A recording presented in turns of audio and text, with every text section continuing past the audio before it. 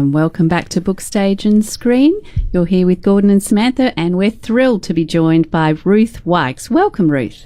Hello, thank you. And congratulations on your, maybe not so recent now, but we'll call it recent, the Scarlett Stiletto Short Story Award winner. That's what we like to introduce our guests as. Yeah, well, I must say I was very surprised when I won. But we hope you rushed the stage and took it off them and said, yep. Actually, when they called my name, my friend Kylie Fox had to physically poke me in the ribs to make me stand up. I was like, they didn't just say my name. So you didn't have the at the Oscars, you didn't have the acceptance speech already written out, tucked into the bar or anything glamorous? Hand on heart, I had no speech written out. Oh. And it wasn't some other writer was announced first and then they go, oh, it's a mistake, it's Ruth, oh my God. Yeah, well, I think I was too shocked to take much of it in, but it would have been I probably was expecting get up on stage and go, actually, we said the wrong name. Would have been a good plot twist. It would have. Yeah, it most definitely would have. Now, you're up in Echuca today, you told me, so you must be... Yeah, we're actually on the side of the road, under a gum tree, on our way up to do an interview up near Echuca. Fantastic. Well, I can imagine it's quite warm up there today. It is rather. Yeah. Let's crank up that air conditioning. Now, you're the this is what I find interesting when I was researching. You're co-author of 2 books. Yes. So how does it come about that you co-author a book? Oh, look, those 2 books are true crime. Yep. And I think it's very difficult to write true crime by yourself. Right. In particularly, with the last book, I wrote it with Kylie Fox, who's sitting in the car here with me right now, baking in the warm sun. And it was called Invisible Women. It was about murdered sex workers in Australia. Yep. And the way we write, we actually focus more on the victims than the perpetrators, and it's emotionally quite difficult. Right. So having somebody to work with is certainly brilliant for some of the stuff that we find out during our research and writing. So do you split it up between somebody doing the research and somebody else doing the writing, or do you sort of split it evenly? We split it fairly evenly. We sort of decide, all right, you write this story, I'll write that story. Mm-hmm. But our new book, which is going to be out later this year, is called Impact, and we're interviewing police officers and various people who are involved in investigating serious crimes. Mm. And we're on our way to interview a former detective now.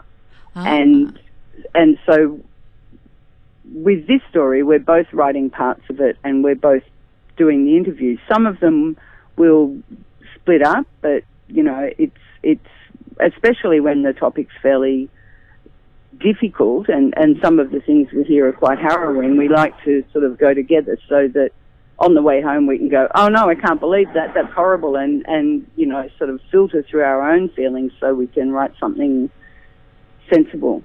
So what does appeal to you in the first place to sort of say, I want to write a true crime, or co-write a true crime book? I think I became fascinated with true crime when I read many years ago Anne Rule's book, The Stranger Beside Me. And she became a very famous crime writer, but in the early days, she was a stay-at-home mum who was writing for a police detective magazine, and her marriage had broken up, and she was working as a volunteer with their equivalent of Lifeline, with a very charming young man named Ted, and she was also writing about a series of serial murders in the northwest of the United States. Mm. Fast forward 12 months, she realised that her charming young friend was Ted Bundy and he was the number one suspect. Oh, God. And so she wrote about it in a book that touched my heart, and I thought, wow, I would love to be able to tell crime stories in the way that she did. She had so much empathy and so much insight into the effect murder has on its victims and into the effect it has on the people investigating it. And I guess that's what's led me to this point now. Yeah. Well, that is quite an interesting little angle, because I often think about that sort of stuff. I mean, you don't know who your neighbours are and things like that, and they could be killers for all you know. Yeah, well, that's true. You know, you often, you know, when you see really bad people arrested, and of course the media flock to the neighbourhood, and they will invariably get that quote from the neighbour who went, "Oh, he was such a quiet man. You'd never think anything like that of him." Yeah. And I guess, you know, that happens quite often. I always think, why would you say something if there's been a serial killer? True. Like, why have you got your face on television saying anything? I'd be like this, no, go away, don't ever talk to me. Yeah, I wouldn't answer the door. No, but, yeah. Yeah, that's good advice. But it is interesting, isn't it? Because everybody, you know, even the worst person on earth, I guess, has friends, has family. So there's always, I guess, there's that disbelief from some people that this person, that can't be it. But there's, you know, there's bad people. Well, yeah, I guess you certainly wonder, don't you? Because most people who commit serious crime do have people that love them and who still go, "No, I don't believe it. They were innocent." And you just wonder, but there are obviously always exceptions to that way of thinking as well. You know? And is it good writing true crime because it sort of helps with the plot, because you kind of know, like, especially if you're co-writing, the two of you aren't going to argue over story points, or are there still bits and pieces that you know, contentious issues? I mean, look, I think there are always really contentious issues because both Carly and I also write fiction. Right. And with true crime, we've had some fairly serious discussions about a line you don't cross. And for us, that line isn't about, like, and I'm sorry if you can hear the trucks going past in the background, by the way. It's authenticity. it's adding to it. This is country Australia. And we're swatting flies. It's just fantastic. I think the line that we are really careful about, it's not what you might think, and you might think it's the gruesome nature of some cases that we might not want to investigate. The line that we won't cross is where we will exploit the victims or their families all over again in the retelling of the story. Yeah. And sadly, that's something I have seen with some writers, that the story becomes more important than the people. But I think with true crime, you always have to keep it in your mind that you are writing about real people who have experienced some of the worst and most unimaginable things in their lives, and you have to be very, very aware of that and not re-exploit them, if that's a word. Yeah, of course. Yeah. Well, I guess that's good, isn't it, to have checks and balances between yourself, because I guess, do you become numb to the, well, not numb, but I mean, I guess every time you investigate another case, are they still shocking? Yeah. Does the shock value lessen, I guess? I guess, look, I like to think we don't, and, you know, we're both capable of shedding tears. Yeah. But I guess we've seen and heard things that have probably made us less shockable than some other people might be, because, you know, like when I used to live in Perth, and I was, I used to live in Perth and work for the AIDS Council, and as part of that I went out to the prison, and to the women's prison every week, and I got to know a serial killer fairly well. That's a strange sentence, isn't it? That's great. And it was a female serial killer, and some of the things, which is rare, isn't it? It is rare. It is. But, you know, she was quite happy to graphically explain what she'd done. And I was 20 years younger than I am now, and I was standing in the prison, and I was struck by thinking, I'm not hearing someone tell me a story here. This woman I'm looking at, actually did these things. And I think to this day that's some of the most difficult and shocking information I've ever been given by anybody. And I figure if I can survive that, I can listen to anything. But no, I'm not numb. I still get really affected by things. You know, I mean, Kylie and I are very aware today that we're close to Echuca, and we all know what happened up here last week with that mother. And we both had a moment of feeling really sad about that as we were driving up here this morning. Yeah. Well, that's actually interesting. I was having brunch with some girlfriends yesterday, and we were talking about fathers who kill. Not exactly. I don't know how the topic came up. And it's a very mothers, pleasant brunch. I honestly have no idea how it came up.